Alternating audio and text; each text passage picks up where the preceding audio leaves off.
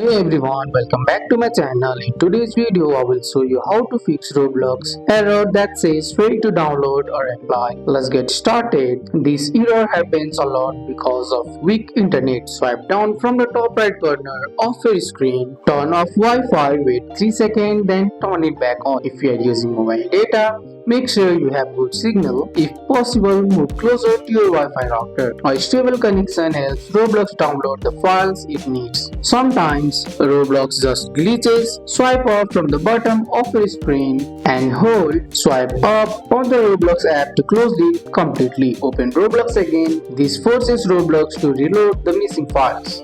Restarting fixes hidden background issue. Hold the power button plus volume button. Swipe to power off. Turn your phone back on. Then open Roblox again and try playing. Old versions can cause download errors. Open App Store on your phone. Tap on your profile at the top right corner. Then scroll down and look for Roblox. If you see update, tap it. This installs the latest file that might fix the error. Outdated iOS can cause app issue. Go to the settings on your phone.